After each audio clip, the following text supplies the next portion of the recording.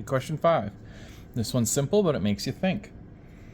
Okay, here we have an EMF, or a voltage, of 96 millivolts is induced in the windings of a coil when the current of a nearby coil is increasing at a rate of 1.2 amps per second.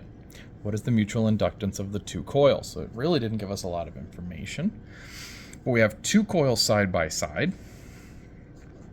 Okay. This I'm going to call coil 2. This one I'm calling coil number 1. We have an EMF that's induced in the windings of a coil when the current of the nearby coil. So this is the EMF 2. This is 96 millivolt. All that we know about the nearby coil is that the current, or di dt of 1, is equal to 1.2 amps per second. What is the mutual inductance of the two coils? Okay, so we have a lot of equations for mutual inductance. Okay, they include M12 is equal to number of turns in coil 2 times the flux in 1,2 over current 1. They involve the voltage being put through coil 1 is equal to the negative inductance from 2 acting on 1, and this would be the derivative of the second current over the time.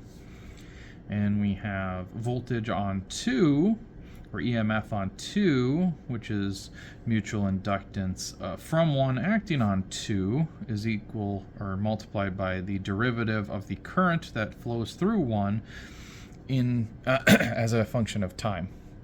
Okay, so you got to be tricky on some of these because there's a lot of different things going on. We need to know what's happening here. On this one, we have the coil number 1 has a changing current and is inducing an EMF in 2. So the one that we want to use would be the one here where we get an EMF in coil 2 from 1. Okay, that'll give us the mutual inductance from 1 into 2 depending on the changing current of 1, which is what we have, changing current of 1.